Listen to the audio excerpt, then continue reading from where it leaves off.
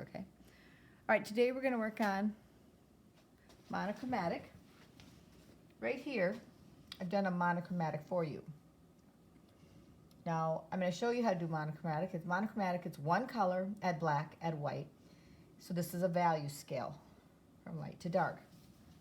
Okay, so over here, I decided I would just work on the white part of the value scale, the black part of the value scale, and see what I can come out with.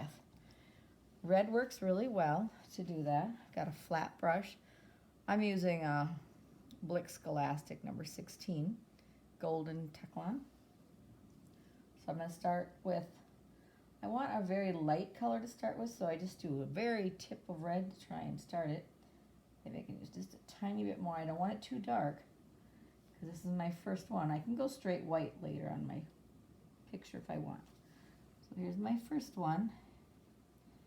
Can you see it? Can you see the color? All right, there's my first one. Then we're going to go a little bit darker for the second one. Not much. You don't have to go much, because we're trying to get different light and dark values. So we're working, right now we're working with light. This one kind of makes kind of an orangey pink, I think, as you get going into your pink. Okay, so we're getting a little bit darker. We just add a little bit more red. Now, don't go too fast. Don't have a whole lot. Don't darken it too quick. Okay, I just want you to see. I'm going a few shades darker right away just to show you different colors you can get with red and white.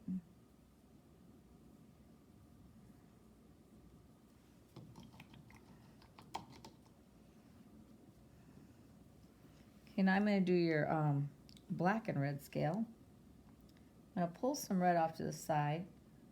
Black really changes color of something quite quickly. You have to be careful not to go too fast. Whoa, there we go already. It just jumped. Okay, here's my first one.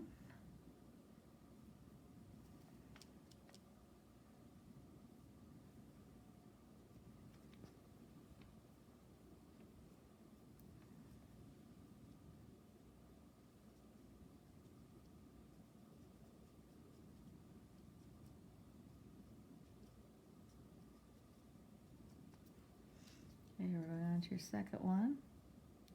Again, I don't want to change my color too quickly because I want these different values on my picture. Okay, here we go again. Now we're on the third one. You see how I kind of kept my paint close together so I didn't run out of room?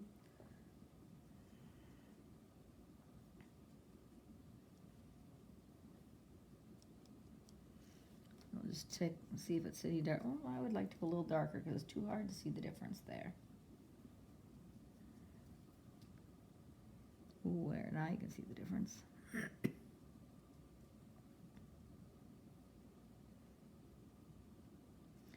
There you go. So we have lights, here we have darks, and you could go to here and you could put this over here and just keep going down. I'm going to clean my brush. I like to keep a clean brush when I'm going from lights to darks. Okay, now I'm going to show you some student work. I'm going to talk about student work for a while. Let's say you have your students in a class, or you students are in a class, and you got your drawing done for your clue character, but you timed out. You just need to chill. So maybe you need to go to your happy place and do just a little bit of chilling for a while. And that happens. Maybe you're a morning person, you're painting later in the afternoon. Or maybe you're a night person, so then you might have to chill. So the student chose to do her drawing and then take a chill.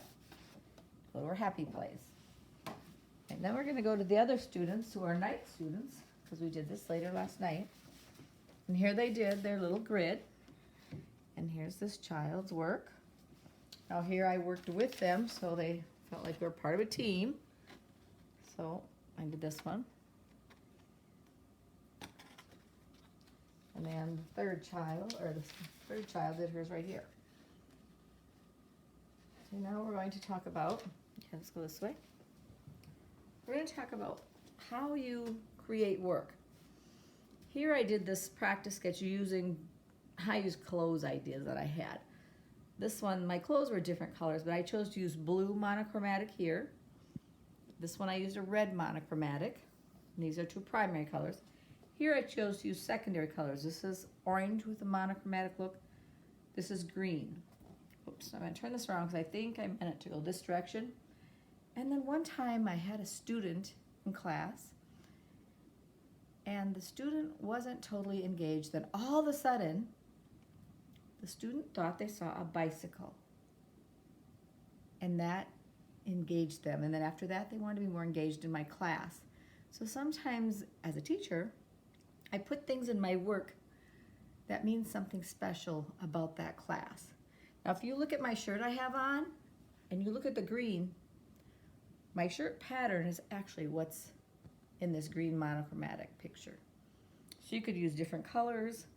There's not really a bicycle in the shirt, but this was done just to make a child happy or help them be engaged in my classroom. So sometimes I make changes just because of one single student, because my goal is to love every child and find something positive about each child's work.